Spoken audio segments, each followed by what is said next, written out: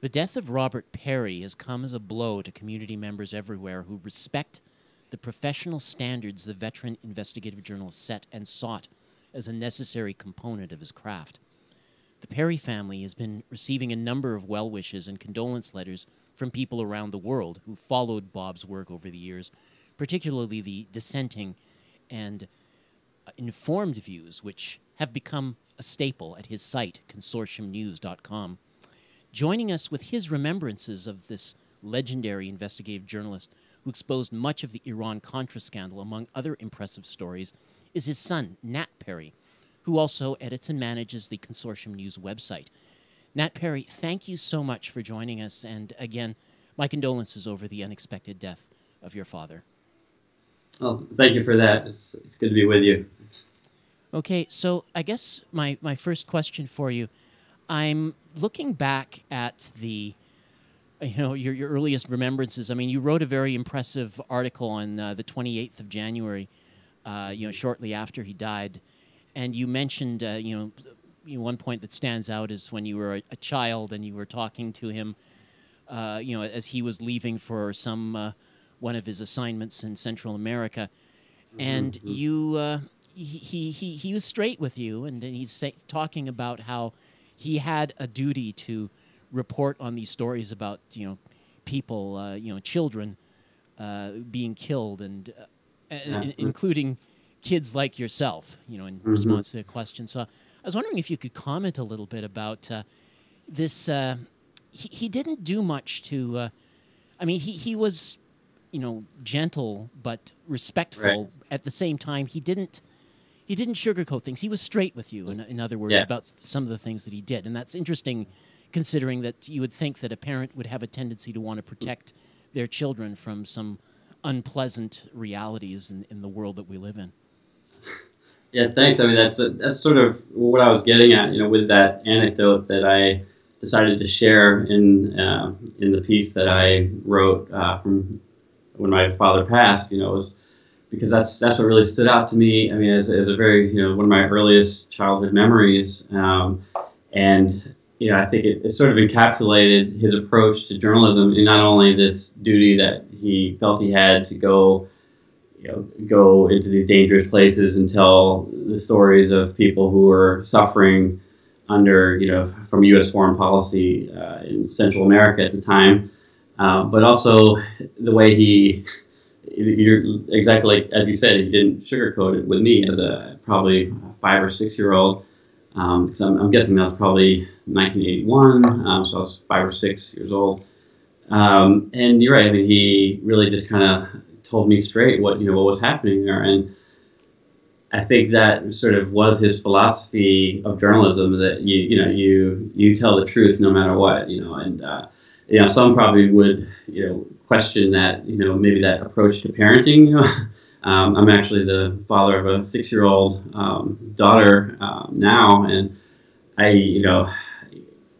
she's at the age where she's becoming more and more curious about the world, but I haven't really told her yet about the realities of the world, the horrors of war and that sort of thing. And it's something that at some point they're going to have to learn about. But I think my dad's approach was very much to tell the truth, and it definitely had an effect on me. I remember at the time, as I mentioned in my article, that I said, like, you mean kids just like me? And he said, yep, just like you. And I think that really stuck with me personally, because I've always sort of thought about the children and the innocent victims of wars that the U.S. has funded or participated in.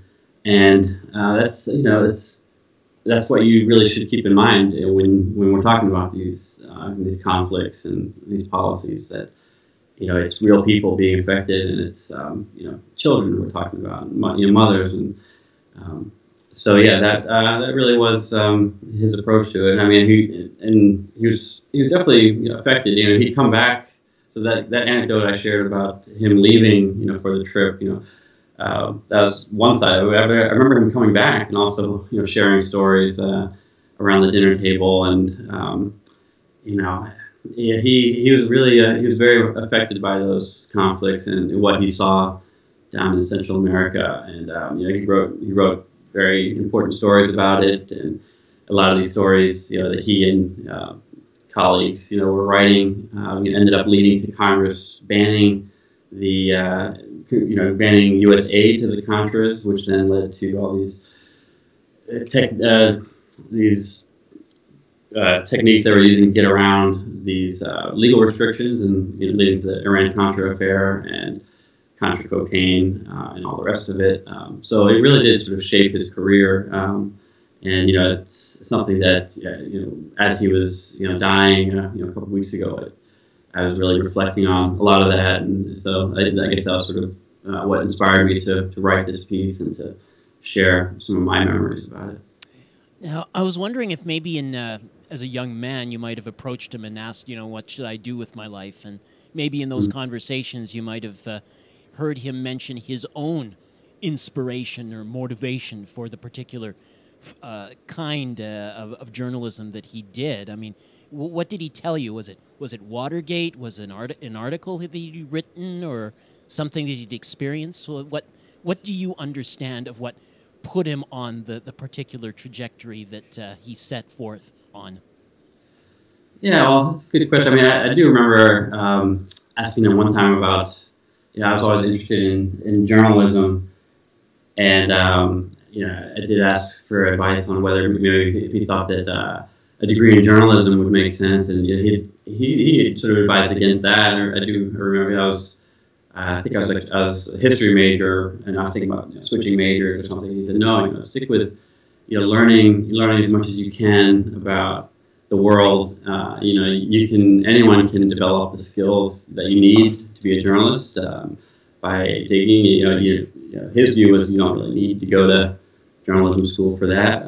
He never did, actually. He was an English major in college. But like the tools that he used of reading every document that you get your hands on, and interviewing, asking the right questions and interviews and all that sort of thing. He would say those are skills that anyone can have. But when it comes to his inspirations, I mean, he was certainly inspired, I think, as a young man by the independent press in the 60s. The Ramparts magazine he would talk about sometimes, in I.F. Stone, Izzy Stone, which is a independent journalist during the Vietnam War,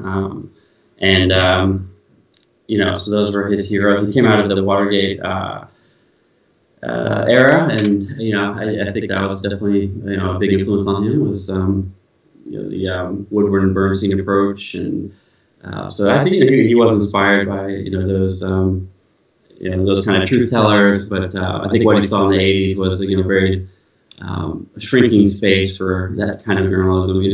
That it just over the years through the 80s especially, it just became more and more restricted in what you could report, and leading eventually to him founding this independent website, the consortiumnews.com.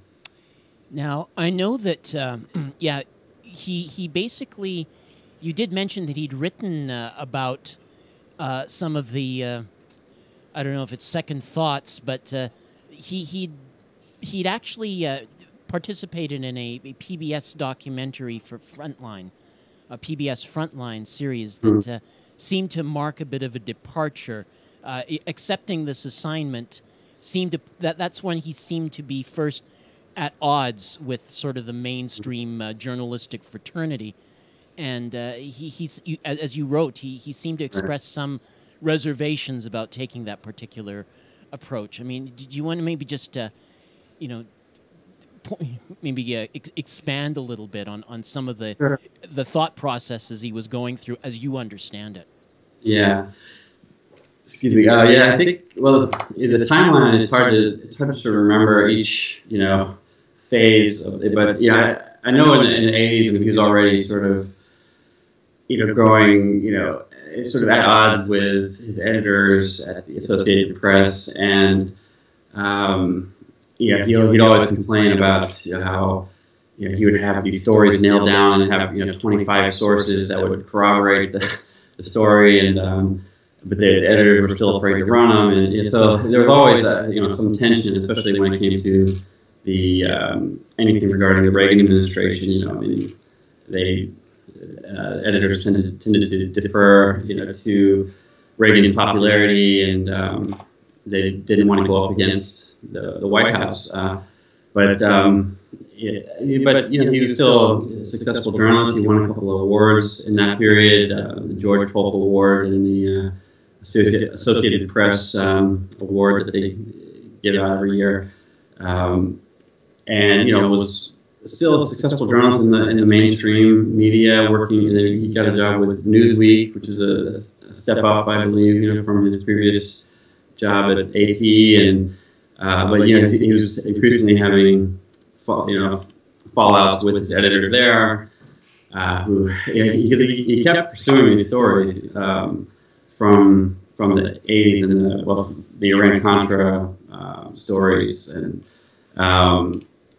a lot of, as time went on, especially after the Iran-COntra hearings had ended, I think it was the consensus was, okay, that's over and done with, time to move on, and especially when Bill Clinton came in, there was a sort of a new era in Washington, like sort of basically wanting to move on from those years, and I guess that was about the time that he got this assignment from PBS Frontline, and he never really, as far as I understand, when it came to this story, he was investigating the October Surprise mystery, which is related to the Reagan campaign's efforts in 1980 to undercut President Carter's negotiations to free the 52 American hostages that are being held in Tehran. And this is a rumor that had been going around for years, and he was assigned to investigate it. And as far as I know, I mean, his approach was always, he was never a conspiracy theorist who believed that it happened. He was doing his job and interviewing all the relevant people and trying to determine these the timeline, because all the Reagan people had alibis basically where they were claiming that they weren't where they would have. There was a meeting that allegedly was happening in Paris. And so they basically was checking out alibis and trying to piece this together. There's a mystery, basically, And I guess it was really at that time when he was working on this that a lot of his colleagues started, or they would tell him basically that his reputation in Washington was suffering because he was working on the story, and he was being seen increasingly as a conspiracy theorist. Which I think is a label that he had to live with for a long time, and so I guess it sort of went from there. And if I remember, so that was probably, I think, his last real job in the mainstream media. Like then he worked for a while at the Nation magazine and some different progressive magazines, and then eventually decided to start his own project, which he had a magazine for a while, as well as a newsletter and a website. So it was a real sort of multimedia project. So he kind of basically ended up putting his own sense of journalistic integrity ahead of the big bucks that might come with being a more established mainstream journalist. Yeah, that's actually, that was something I included in my article. I was flipping through his great book, Trick or Treason, which is about his investigation into that October Surprise mystery. And I'd kind of forgotten about this, but in the conclusion of that book, he talks about the regrets that he was beginning to have at different times, questioning whether it was the right move for him to I guess it's something we all question, whether we should have studied business administration in college and made gone for the big bucks, or pursued our passions and whatever it is that we decided on. And these are big life decisions, and I think he never did have major financial success. At the time he died, I mean, he had a geoprism and a very basic car and no, not a lot of fancy things really to show for it. And I mean, I think it's it's a choice that people have to make.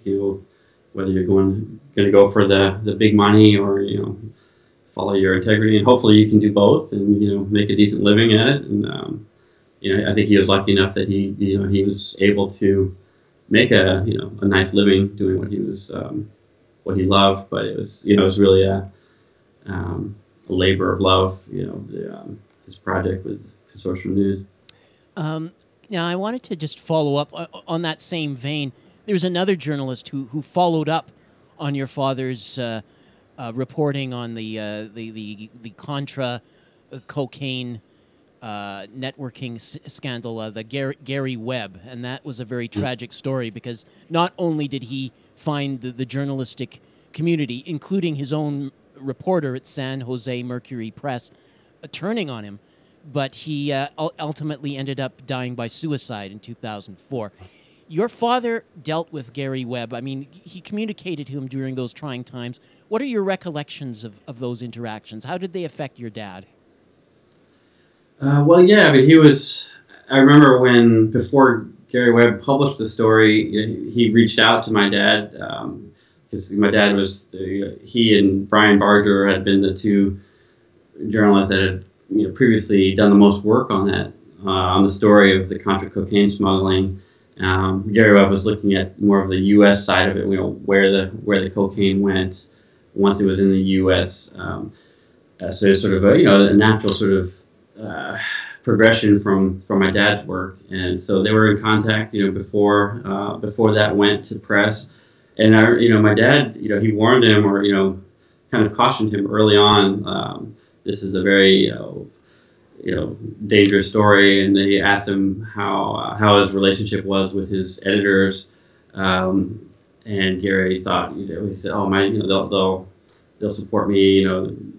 His impression was that they had his back the whole way and everything. But of course, once the big media decided to pile on and try to poke holes in the story, eventually the editor of San Jose Mercury News, Jerry Sepos, kind of threw him under the bus and retracted the story, issued a mea culpa, and Gary's life was never the same. So it was they were in close contact, and I think my dad sympathized with him very much because he had experienced similar experiences with colleagues and editors in the 80s, and so he felt some affinity with him, but also a great appreciation for what Gary Webb did. I mean, the CIA ended up doing their own internal investigation, and they issued their own report, which confirmed most of the basic allegations that these Contras were involved in drug trafficking, and that the Reagan administration and the CIA looked the other way. So actually, because of all of following all that, my dad decided to launch an award named in Gary Webb's honor. Which there have been two recipients, my brother, who helped set up the Consortium News website, and Oliver Stone was the second recipient, which I believe he got the award last year at an event in Washington. Now, you mentioned the term conspiracy theorist and how that was a term that dogged your father. I imagine when we come into the current era with the Ukraine situation, the right-wing push, as he reported on it, and a lot of the stories there, the questioning of the chemical gas attack in Syria as having been by President Assad, Russiagate, all of these sorts of stories probably didn't help in terms of that label of a conspiracy theorist. Did that wash off your father's back? Had he long ago kind of given up on that, or was it an ongoing concern for him, not just professionally as a journalist trying to do his job, but personally?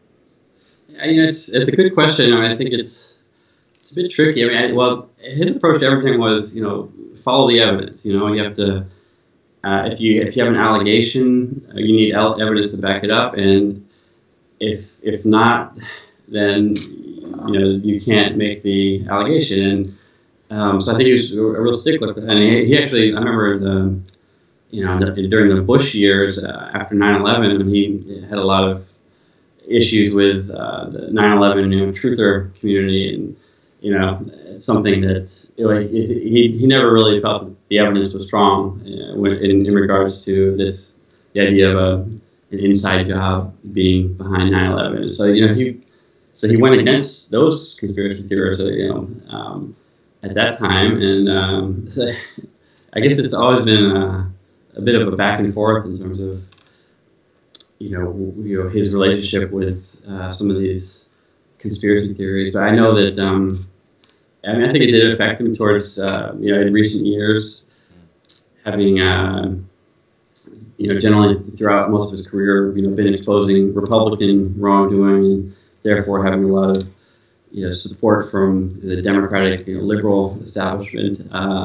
And then a lot of things kind of changing, especially in the later years of the Obama administration, when Ukraine became a big issue, and the U.S. policy in that regard, and as you said, Syria, and he went up against the Democratic establishment, and especially after the election with Trump. I mean, the whole RussiaGate narrative is something he just didn't feel that the evidence was there, and honestly, it's not. I mean, we have, people can disagree, I think, on what they believe happened with that election, but so far they haven't produced the evidence that Russia actually, hacked the emails of the DNC, and so all these stories, it's a lot of smoke, but when you look closely at each one, they're sort of lacking evidence. And so I think, that's been his principle. That was his principle all along, in terms of following the evidence. And so, it made him a lot of enemies in some respects, but he also, that's what also made him popular, and why a lot of people respected him, regardless of their ideology. And following his death, I've received a lot of messages, and you can read on the website, all the comments. And, a lot of them will start off saying, I'm an arch paleo-conservative, and I disagree with Bob Parry on a lot of issues, but I've always respected his journalism and his truth telling and that sort of thing, because that's the way he's always approached it. So getting back to Consortium News, that the site is going to go on without your father, but it's still his legacy remains intact, and you'll continue to do that work. Is there anything else you'd like to say about the future of the site before we close? Well, we're working out a sort of long-term strategy. I've been filling in as editor in the past few weeks, and I might continue to have a role, but we'll be launching a sort of a bit more of a search to figure some strategy of making sure that the content is strong, and that it'll keep going into the future. Okay. Nat Parry, thank you so much for making the time to share these remembrances of your father, and again, sympathies to you and the family. Thank you very much. It was good talking to you. Appreciate it. We've been speaking with Nat Parry. He's a son of the legendary investigative journalist Robert Parry, and edits the Consortium News website. You can visit the site and donate at consortiumnews.com.